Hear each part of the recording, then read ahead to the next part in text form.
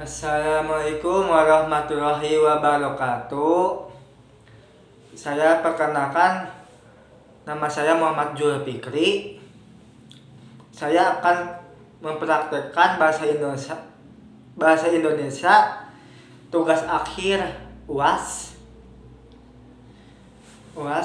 yang berjudul Jurnal Kebahasaan dan Kefilsafatan.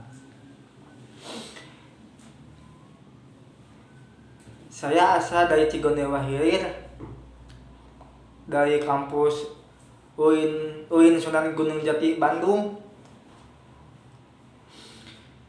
Saya akan mempraktekkan jurnal yang berjudul Jurnal Ilmiah Kebahasaan dan Kesastraan yang dari sumbernya Kepala Kantor Bahasa Kepulauan Bangka Belitung, Dr. Andes Hidayatul Astar M.Hum, yang berjudul Jurnal Ilmiah Kebahasaan dan Kesastraan. Latar belakangnya penelitian tentang struktur tema-tema dalam teks abstrak berbahasa Indonesia. Bill ini didasari oleh gagasan tentang penulisan ilmiah yang dipandang sebagai salah satu ciri pokok kegiatan perguruan tinggi. Karya ilmiah merupakan karya tulis atau bentuk lainnya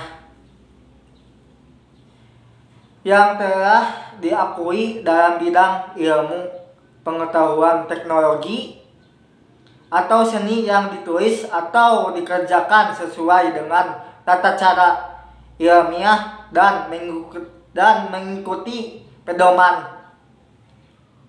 atau konsumsi ilmiah yang telah disepakati atau ditetapkan tim penyusun 2010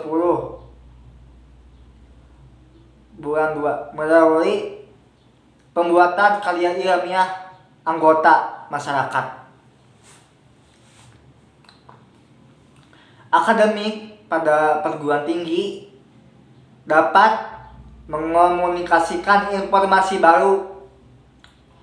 Gagasan kajian salah satu komponen penyusun karya tulis, baik yang berbasis penelitian maupun kajian teoretis, adalah abstrak. Dalam proses penyusunannya, abstrak senantiasa melalui tahap pemilahan dan pemilihan bentuk-bentuk bahasa. Misalnya kata, frasa, klausa, dan kalimat. Hasil proses tersebut adalah teks abstrak yang dapat dibaca dan atau diperdengarkan. Dalam pandangan Holiday 1994 sampai 334 Masehi, proses penyusunan tersebut dipahami melalui pernyataan "We do not ordinarily need large text is not textured". Secara substansial,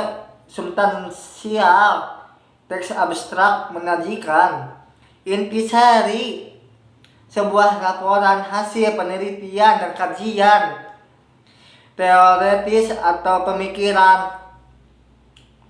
Penyajian tersebut meliputi latar belakang masalah yang diteliti, metode yang digunakan, hasil-hasil yang diperoleh, simpulan yang ditarik, dan saran yang diajukan tim penyusun. dalam konteks peristiwa komunikasi, sajian abstrak lah yang mula-mula dihadapi pembaca untuk dapat segera mengetahui aspek-aspek yang ditulis dalam laporan tanpa mempersoalkan bagaimana pandangan penulis mengenai aspek-aspek tersebut dengan merujuk pada pandangan Petopi 1990 sampai 1919 Masehi. Perwujudan peran teks abstrak serupa itu merupakan elemen penggunaan bahasa. Sementara itu, dengan mengikuti Holiday dan Hassad 1985, teks abstrak dapat dipandang sebagai bahasa yang berfungsi untuk mencapai standar substansia tersebut. Sebuah teks abstrak harus memperlihatkan pengaturan pesan. Salah satu dasarnya adalah kenyataan bahwa teks abstrak merupakan manifestasi pesan yang disampaikan penulis kepada pembaca. Tujuan penelitian ini adalah mendeskripsikan struktur tema-tema dalam teks abstrak berbahasa Indonesia. Tujuan tersebut diuraikan ke dalam 4 subtujuan, yaitu mendeskripsikan tema tunggal dalam teks abstrak berbahasa Indonesia, tema ganda dalam teks abstrak berbahasa Indonesia, rema tidak berekor dalam teks abstrak berbahasa Indonesia, dan rema berekor dalam teks abstrak berbahasa.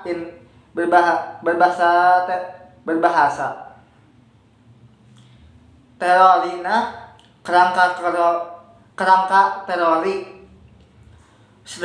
Struktur secara umum dapat dipahami sebagai pengaturan pola secara linear antara unsur bahasa dalam tataran tata bahasa tim penyusun 2008. Pengertian tersebut mengidentifikasikan adanya jalinan atau pertalian antar unsur bahasa, tetapi tidak eksplisit dipaparkan jenis pertaliannya berkaitan dengan struktur Kaidah Laksana 1984.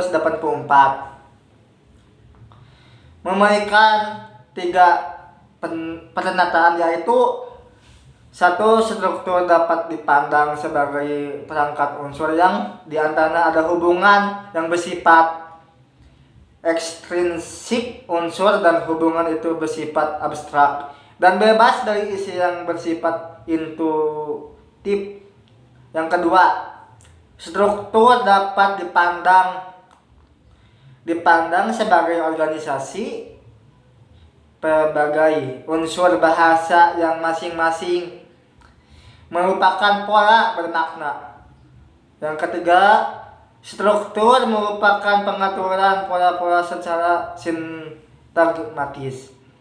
Beberapa kata kunci dari 2 pandangan tersebut adalah pengaturan pola secara linear, hubungan bersifat ekstrinsik, organisasi, pola bermakna, dan pengaturan pola-pola secara sintagmatis. Bila ditinjau kembali, beberapa kata kunci tersebut memberikan pemahaman awal tentang struktur tematis. Struktur tematis merupakan pengungkapan eksplisit dari komponen metafungsi tekstual yang menangani organisasi tema dan struktur informasi dari kandungan. Proposisi suatu kalimat Tomasowa 1994. Kesimpulannya, struktur tema lema dalam teks abstrak berbahasa Indonesia terdiri atas 4. Yang pertama, klasifikasi struktur, yaitu tema tunggal, tema ganda, rema tidak berekor, dan rema berekor. Tiap-tiap jenis tersebut memanfaatkan elemen gramatikal sebagai media perwujudan tema rema secara khusus abstrak yang tersusun. Atas kalimat deklaratif memiliki pengaturan struktur. Dalam penelitian selanjutnya dapat difokuskan pada 2 ranah, yaitu identifikasi dan klasifikasi. Kategori dan fungsi sintaktis yang dapat memarkai keberadaan struktur tema rema dan struktur tema rema dalam realisasi konstruksi kalimat interrogatif dan imperatif. Fokus pertama berkenaan ragam. Kategori dan fungsi sebagai elemen gramatikal bahasa. Indonesia yang memiliki kemungkinan merealisasikan struktur tema rema. Fokus kedua berkenaan dengan ragam konteks konstruksi kalimat yang secara hipotesis memiliki struktur tema rema dengan pola yang berbeda. Dari temuan dalam penelitian ini secara khusus dengan 2 fokus tersebut, penelitian selanjutnya dapat menemukan pola dan kaidah baru sebagai bagian dari kajian linguistik bahasa Indonesia. Nah, itu dari kesimpulan yang saya dipahami dan saya udah dibacakan. Mohon maaf biar ada salah kata. Unjur mankola wala tanjur mankola. Wabillahi taufiq wal hidayah. Assalamualaikum warahmatullahi wabarakatuh.